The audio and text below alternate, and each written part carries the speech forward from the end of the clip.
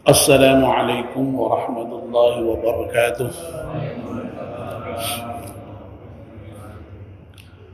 Bismillahirrahmanirrahim. Alhamdulillahi rabbil alamin. Wassalatu wassalamu ala asyrafil mursalin sayyidina wa maulana Muhammad wa ala alihi wa sahbihi ajma'in. Amma ba'd. Ibu-ibu, bapak-bapak dan saudara-saudara sekalian jamaah salat maghrib Masjid At-Taqwa yang insyaallah dimuliakan dan dirahmati Allah Subhanahu wa taala. Alhamdulillah, kita panjatkan syukur kepada Allah Subhanahu wa taala yang pada malam hari ini atas limpahan rahmat dan nikmatnya kita semua bisa hadir di masjid salat maghrib berjamaah. Dan sekarang kita melanjutkannya dengan melakukan kajian ba'da maghrib.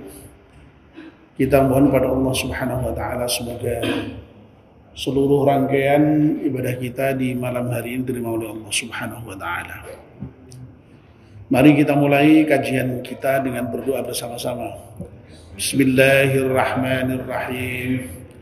Asyhadu an la ilaha illallah وأشهد أن محمد رسول الله رضيت بالله ربا وبالإسلام دينا وبمحمد نبيا ورسولا ربي زدني علما نافعا وارزقني فهما وحكما وألحقني بالصالحين آمين.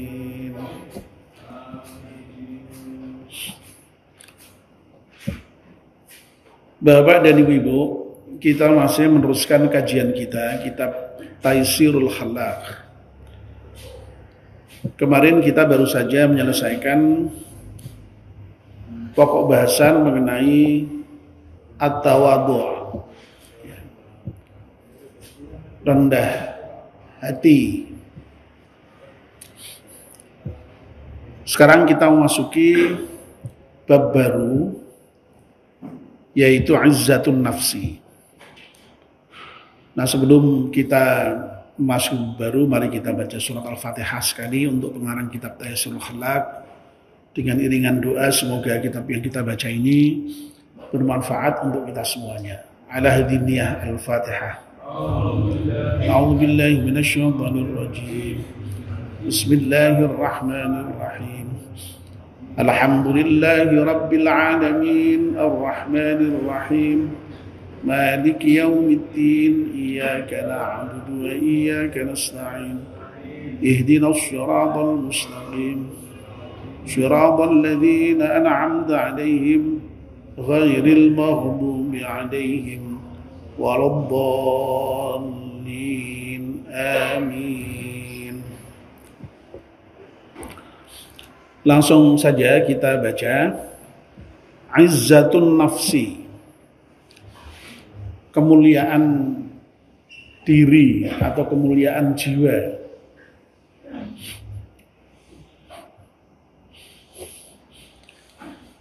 Nah, apa itu yang dimaksud dengan izzatun nafsi itu, atau kemuliaan jiwa atau kemuliaan diri itu? Pengarang kitab Taisirul Khalaq ini menjelaskan definisi dari izzatun nafsi sebagai yang dimaksud dengan izzatun nafsi itu adalah sifat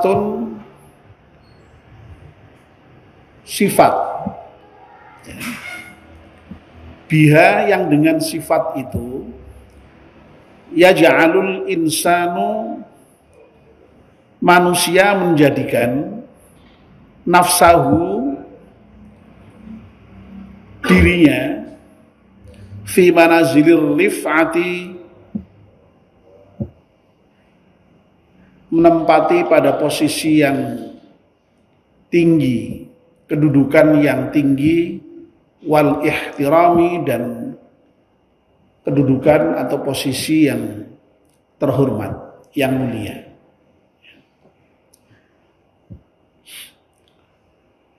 Jadi definisi dari apa yang disebut dengan kemuliaan diri atau kemuliaan jiwa itu adalah satu sifat yang ada di dalam diri manusia, yang dengan sifat itu seseorang itu lalu menjadikan dirinya untuk selalu bisa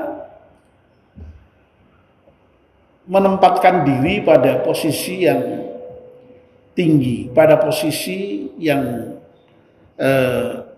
mulia, yang terhormat.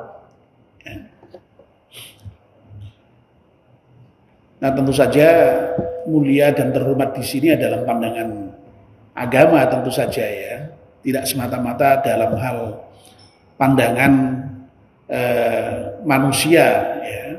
Sebab mulia dalam pandangan manusia itu kadang-kadang beda dengan pandangan agama, ya.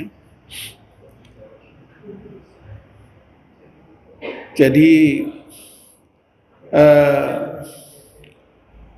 orang itu ingin senantiasa berusaha untuk menjadikan dirinya itu tidak terjatuh di dalam posisi atau kedudukan yang rendah, ya, yang hina. Nah, sekali lagi tentu saja dalam pandangan agama.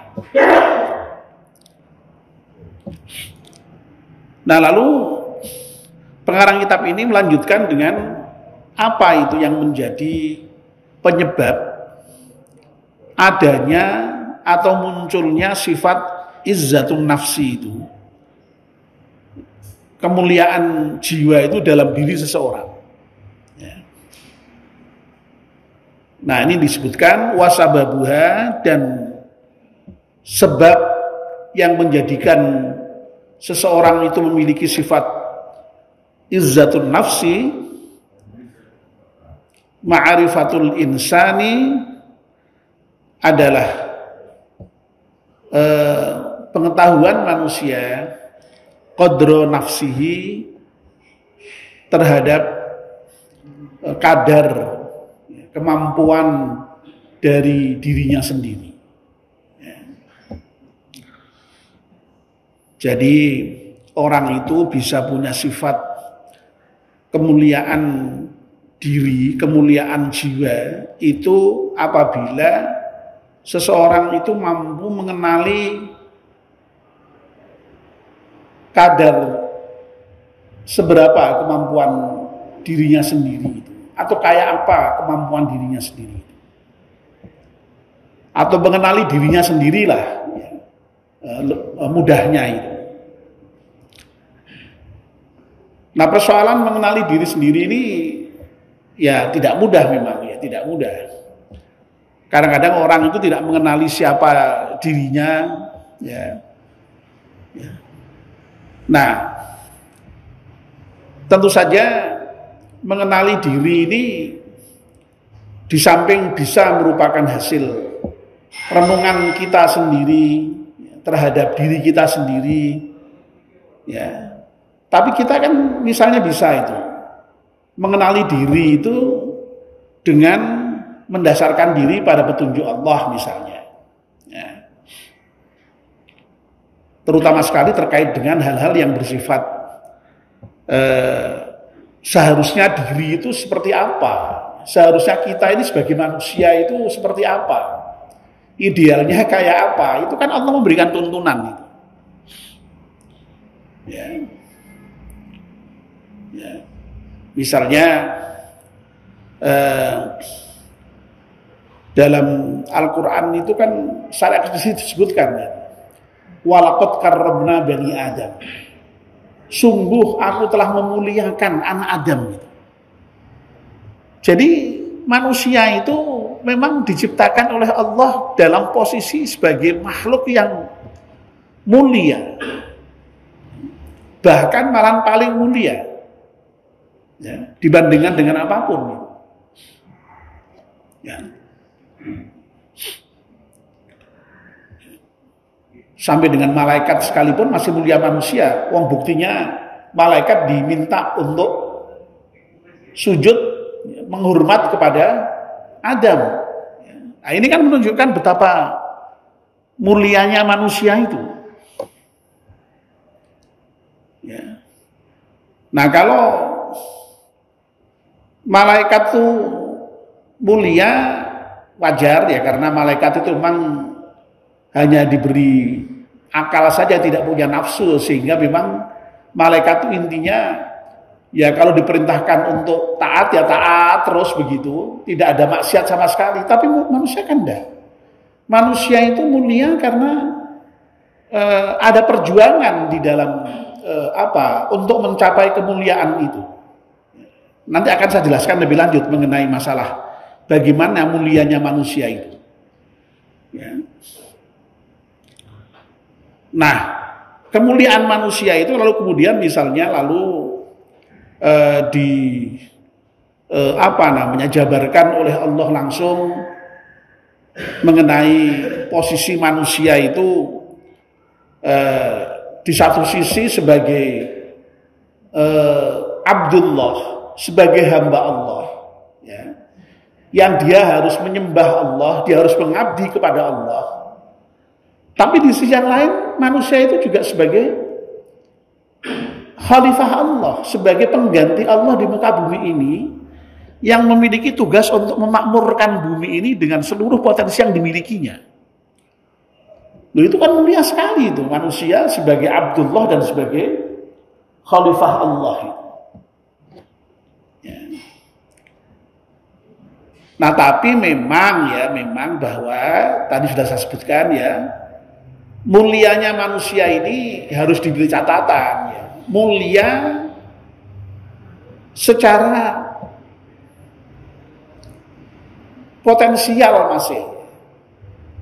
Ya, mulia secara potensial itu maksudnya ya manusia itu belum tentu menjadi mulia, bisa jadi nanti itu akan menjadi hina.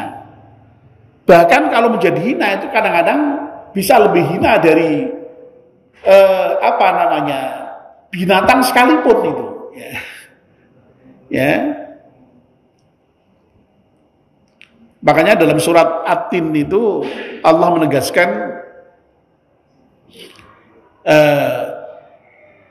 laqad khalaqnal insana fi ahsani taqwim, manusia itu diciptakan dalam bentuk yang sebagus-bagusnya, ya. Tapi bisa jadi thumma radadnahu asfala safilin, ya. Manusia diciptakan dengan sebagus-bagusnya makhluk, sebagus-bagusnya bentuk, tapi kemudian bisa jatuh, dikembalikan nanti kepada Allah menjadi makhluk yang serendah-rendahnya. Ya. Na'udzubillah min dzalik. Itulah yang saya sebutkan tadi itu, makanya kemuliaan manusia itu masih bersifat potensial.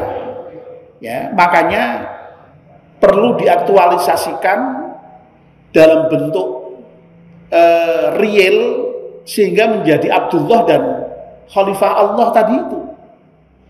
Ya, kalau dia kemudian lalu hidupnya itu betul-betul menjadi khalifah Allah dan Abdullah, dia mulia aktual itu, mulia sungguh-sungguh itu.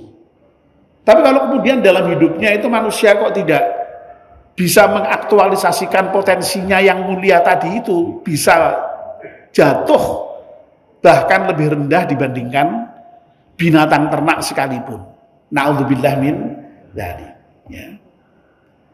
Jadi manusia harus tahu itu loh. Harus tahu dirinya itu seperti itu, harusnya itu. Ya. Nah, pengetahuan seperti itu tuh bolehlah misalnya kita sebut sebagai pengetahuan tentang diri yang bersifat katakanlah ideal begitu ya, manusia ideal yang sifatnya lebih filosofis begitu ya. Ya. Tapi di samping kita mengetahui manusia yang ideal, yang filosofis, bagaimana tuntunan Al-Quran tadi itu, ya, kita ini sebagai manusia itu juga sebenarnya juga harus dituntut untuk memahami betul, mengetahui betul kadar kemampuan dirinya secara real. Ya. Baik itu secara misalnya ya,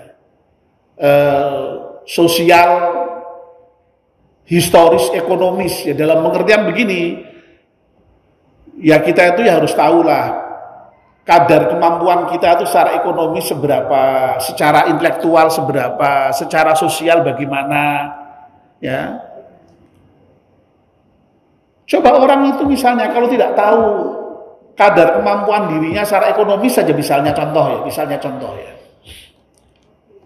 Orang sebenarnya kemampuannya itu belinya sepeda ontel misalnya. Lalu kok kemudian memaksakan diri beli motor. Kira-kira merepotkan enggak itu? Kira-kira merepotkan enggak kemudian di belakang hari hidupnya? Merepotkan pasti. Berarti dia tidak mengukur dirinya sendiri kemampuannya, ya. Yang mestinya itu hanya mampu membeli sepeda ontel lalu membeli sepeda motor memaksakan. Nah, ini akibat dari kemampuan tidak memahami kadar dirinya itu seperti apa. Ya. Misalnya secara ekonomis dan jane kadar kemampuannya itu beli motor, tapi memaksakan diri beli mobil. Kira-kira merepotkan enggak di belakang hari? Merepotkan sekali. Lah inilah yang sekali lagi menjadikan ternyata mengenali kemampuan diri itu menjadi sangat penting gitu. Menjadi sangat penting. Itu yang nanti akan menentukan kemuliaan jiwanya itu. Apa rendah jiwanya itu berangkat dari kemampuan di dalam mengenali kadar kemampuan dirinya itu. Jadi sekali lagi, baik mengenali secara ideal filosofis tadi itu manusia sebagai makhluk mulia, sebagai hamba, sebagai khalifah Allah, maupun secara real dalam kehidupan nyata, secara ekonomi, secara sosial, ya. Nah, kalau misalnya orang yang secara sosial katakanlah rendah, lalu kemudian bergaya hidup dengan gaya sosial yang tinggi, ya repot. Ya, merepotkan ya. Nah, itu. Jadi yang menyebabkan sekali lagi ya, yang menyebabkan seseorang itu lalu memiliki kemuliaan diri atau kemuliaan jiwa itu adalah pengetahuannya atau pengetahuan manusia tentang kadar kemampuan dirinya sendiri tadi. Ya. Lalu kemudian dilanjutkan ya, wasamrotuha, buahnya apa? Hasilnya apa kalau orang itu memiliki sifat kemuliaan jiwa tadi? Ya. Nah, ini disebutkan ada beberapa ini buahnya ini. Yang pertama, at-tajammulu, ya, yakni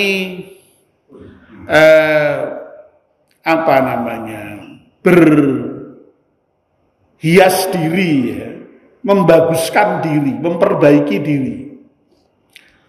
Ya, jadi orang itu kalau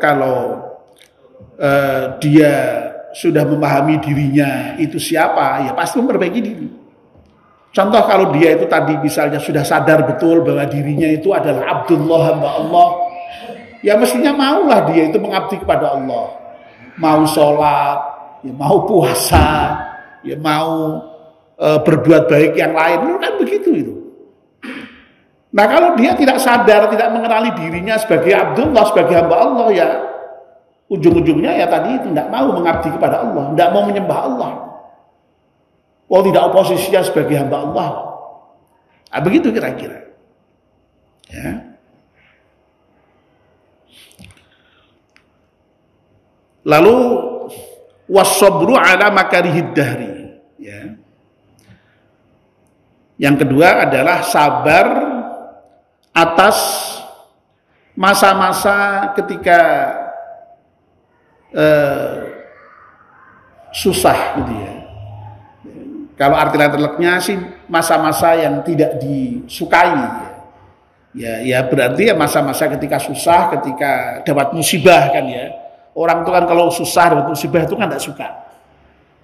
Tapi orang yang punya apa namanya, punya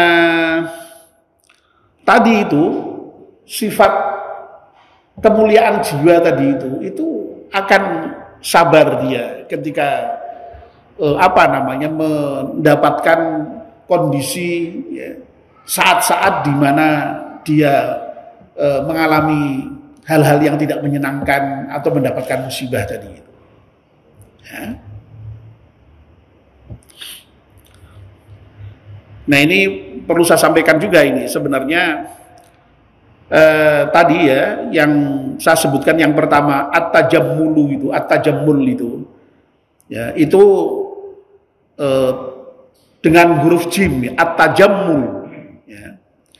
Tapi saya baca di teks yang lain itu tidak ada titiknya, berarti at-tahammul ya. Ya kalau at-tajammul itu penjelasannya seperti yang tadi sudah saya sampaikan ya. Ini bisa juga memang kadang-kadang di dalam bahasa Arab tuh tulisannya itu salah-salah cetak ya, kadang-kadang mesti ada titik tapi nggak ada titik. Itu terbiasa ya di dalam tulisan bahasa Arab itu. Ya. Nah ini sekali lagi di dalam teks yang ada di dalam kitab saya ini at-tajammul, tapi di teks yang lain saya menemukan ada yang at-tahammul. Kalau at-tahammul ya penjelasannya tidak seperti tadi ya, tidak memperbaikus diri tapi at-tahammulu was-sabru ala makarihid dahri. Ya. At-tahammul itu punya daya tahan ya, punya stamina, punya kemampuan untuk menanggung dan sabar. Jadi antara at-tahammul dengan sabar itu satu kata itu dua kata yang sama maknanya ya. Jadi berarti kalau at-tahammul berarti at-tahammulu was-sabru ala makarihid dahri. Ya, tidak koma berarti ini dilanjutkan berarti. Nah, kalau tadi kita membaca at-tajammul berarti koma, at-tajammul satu ya. Tapi kalau at-tahammul itu ini menjadi satu dengan sabar. Ya. Kemampuan menanggung atau sabar terhadap hal-hal yang tidak diinginkan. Tapi kalau at-tajammul itu tadi yang pertama sudah saya jelaskan, memperbagus diri tadi itu. Ya, tentu saja dengan apa namanya hal-hal yang baik ya. Nah.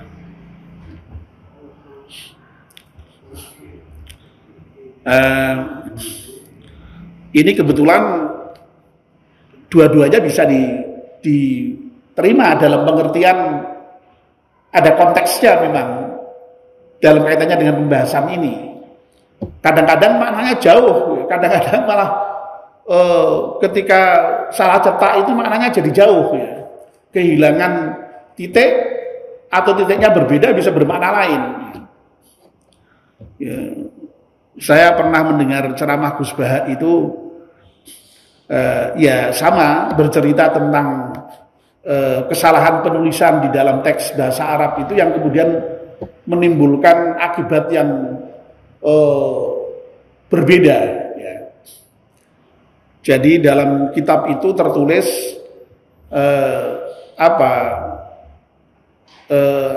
Hayatus Sauda, pakai ya Hayatus Sauda sebagai obat. Nah Hayatus Sauda itu hayah itu artinya ular yang besar, ular yang berbeda. Yang berbisa, ular yang berbisa maksud saya ya. Ular besar yang berbisa. Hayatus Sauda. Ya.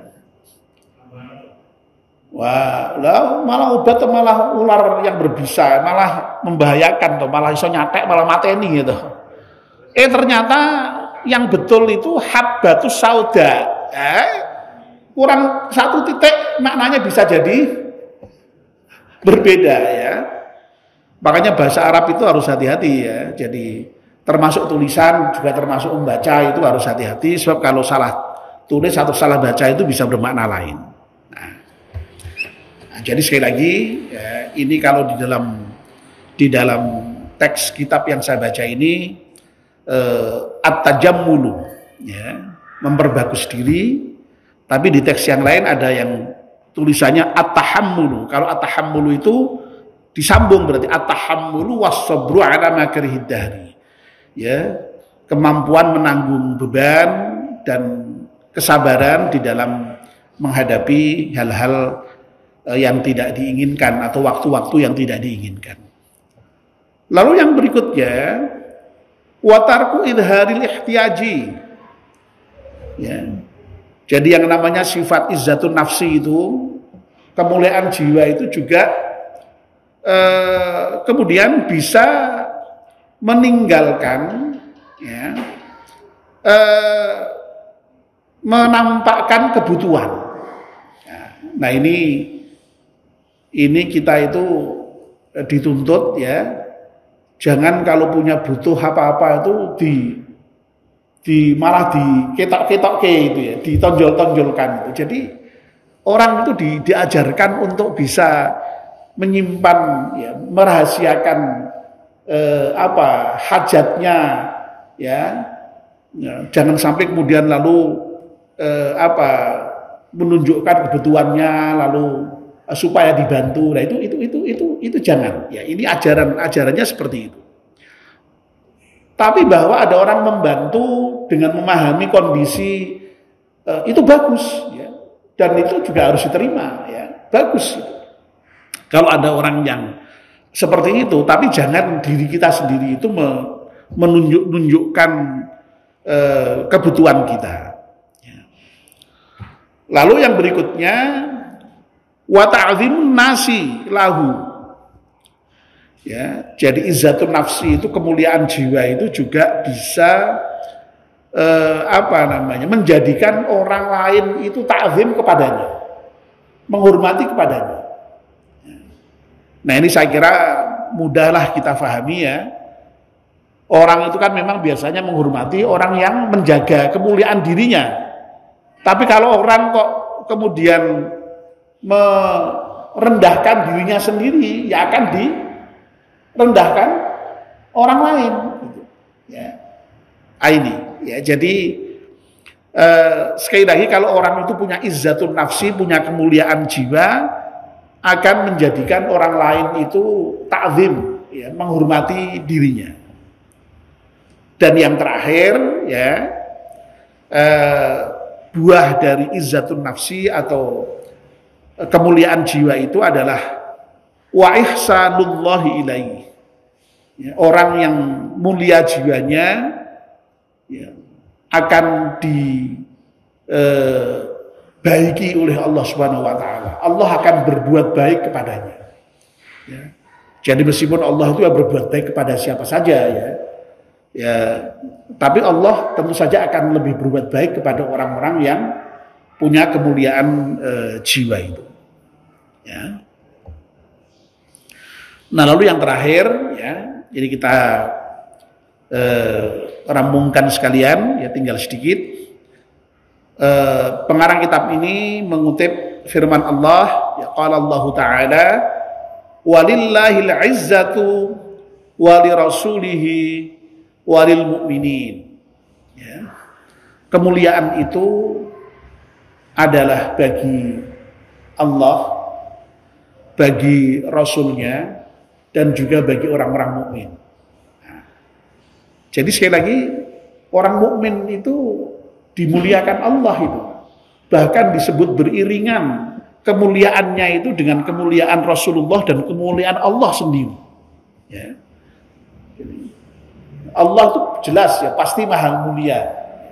Lalu Rasulnya yang mulia. Orang-orang mukmin juga dimuliakan Allah Subhanahu wa ta'ala. Ya makanya kemuliaan jiwa itu dijaga. Kemuliaan jiwa itu dikembangkan. Ya. Nah, begitu. Jangan sampai kemudian justru malah direndahkan oleh diri kita sendiri, dihancurkan oleh diri kita sendiri. Ya, sebab manusia itu banyak, ya, ya. Sebenarnya oleh Allah diciptakan sebagai manusia mulia, tapi malahan kemudian direndahkan derajatnya oleh dirinya sendiri dengan apa? Ya dengan perbuatan-perbuatan yang tidak baik. Ya. Coba misalnya orang yang semula mulia misalnya, lalu kemudian korupsinya kunangan, seketika langsung turun derajatnya itu, ya. Turun kehormatannya, turunnya bahkan merosot tajam itu, ya. Seperti dibanting begitu, ya. Orang sudah mulia tiba-tiba apa namanya misalnya selingkuh misalnya, ya. Pasti akan hina itu di mata masyarakat. Nah, oleh karena itu yang menjaga kemuliaan diri kita, yang menjaga kemuliaan jiwa kita, ya kita sendiri itu, ya. Dan orang mukmin itu mestinya bisa menjaga kemuliaan, ya. Lalu yang terakhir ini dikutip juga dari sabda Nabi, waqala sallallahu alaihi wasallam, rahimahullahu mra'an arafa qadra nafsihi. Allah akan menyayangi, Allah itu akan mengasihi seseorang, imra'an arafa qadra nafsihi, ya, yang tadi memiliki kemampuan untuk mengenali atau mengetahui dirinya sendiri tadi itu, ya. Baik itu mengenali secara ideal filosofis, ya, maupun mengenali dirinya secara tadi itu, ya, real sosial historis ekonomisnya tadi itu, ya. Insya Allah kalau orang itu mengenali dirinya sendiri, akan baik gitu. Orang itu seringkali memang menjadi tidak baik itu gara-gara tidak mengenali dirinya sendiri tadi itu, sebagaimana sudah kita jelaskan tadi itu. Nah, demikian Bapak dan Ibu-ibu, ya, saya kira cukup penjelasan mengenai izzatun nafsi, dan ini memang pendek ya teksnya, ya, dan mudah-mudahan sifat ini juga ada pada diri kita, ya. Mudah-mudahan Allah memberikan sifat kemuliaan jiwa ini pada diri kita, ya, sehingga tadi, ya, bisa membuahkan berbagai hal yang baik-baik, ya, dari mulai at-tajammul, ya, lalu kemudian as-sabru ala makarihid dahri, ya, tarku idharil ihtiyaji, ta'zimun nafsi lahu, dan ihsanullahi ilaih tadi itu, ya. Mudah-mudahan sekali lagi kita termasuk orang yang diberi oleh Allah dengan izzatun nafsi ini. Amin ya rabbal alamin. Mari kita akhiri kajian kita dengan berdoa bersama-sama. Bismillahirrahmanirrahim. Wal 'ashri innal insana lafi khusrin illa alladziina amanu wa 'amilus salihati wa tawassaw bil haqqi wa tawassaw bis sabr. Subhanakallahumma bihamdika asyhadu an la ilaha illa anta astaghfiruka wa atubu ilaik. Wassalamualaikum warahmatullahi wabarakatuh.